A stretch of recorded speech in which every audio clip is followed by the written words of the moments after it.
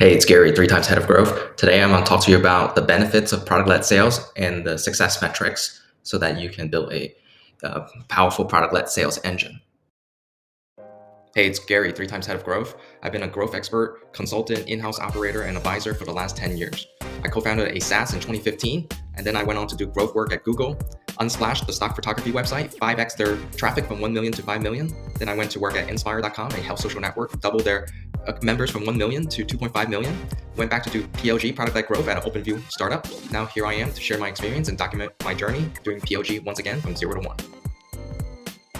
Well, what are the benefits of product-led sales? Well, specifically for the sales team, it's shorter sales cycles. Shorter sales cycles, it's really getting the people, your customers, to experience the product without talking about it, without demoing it, without going through so massive amount of calls. Just get them on a onboarding call, 30 minutes, get them to use the product.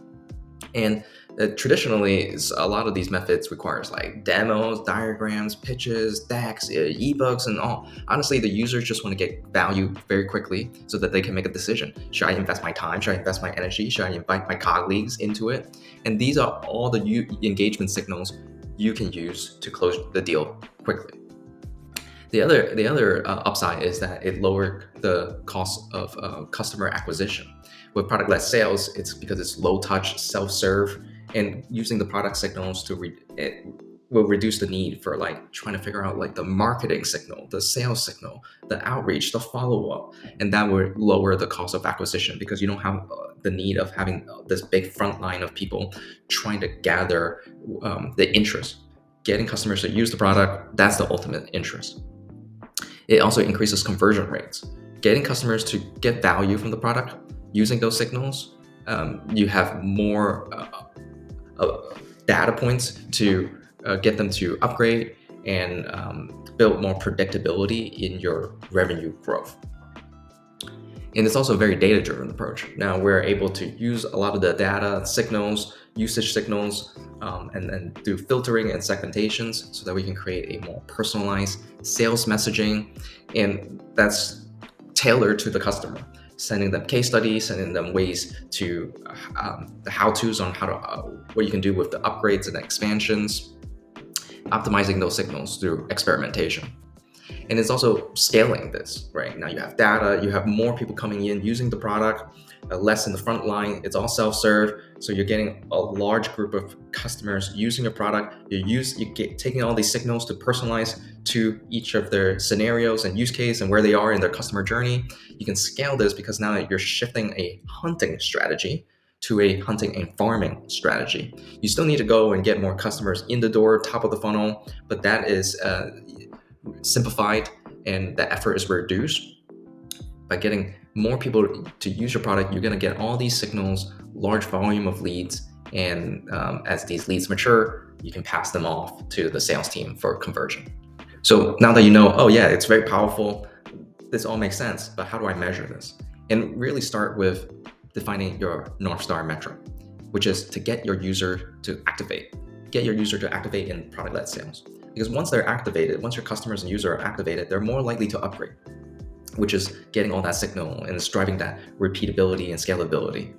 And reducing that time to value will accelerate the product-led growth flywheel. More revenue will increase because you can reinvest the money back into this flywheel. So let's break that down.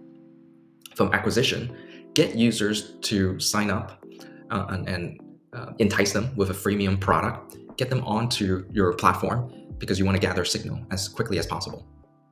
And all these people that are using the product, your current users, are using word of mouth, and they're letting other folks know that they're using your product. And that's very powerful, and that organic traffic is highly scalable. Getting these referral signups, that's really the strength of product-led growth. And so now you decrease your costs of acquisition. The cost is lower because you have this organic traffic coming in and people are using the product for free, so they don't have to talk to anyone. It's all self-serve. For us, in my experience, we were producing 40% of our signups, our product-led growth signups, from referral word of mouth. That's how powerful the viral effect is.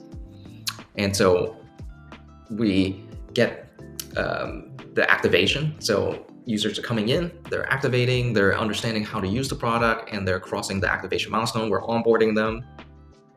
And that time to value is shrinked because we're learning how to activate them, just get them using product-led growth bumpers.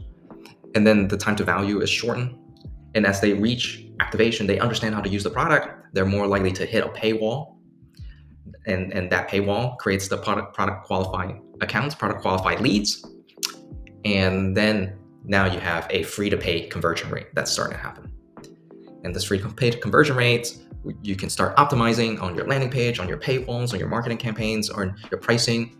And now you have a better understanding of your customer lifetime value because they're using your product, they're upgrading, and you're seeing the retention rate because having good activation is going to have good retention.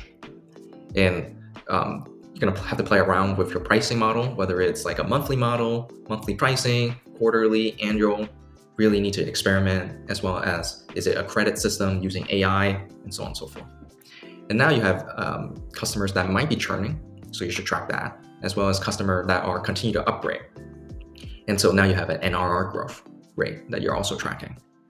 And so now you have this gigantic understanding of this end-to-end life cycle of product-led growth.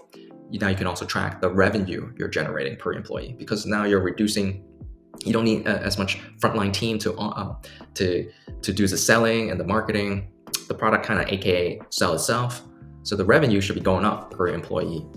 And you want to model that, whether are you including engineers and designers into that calculation.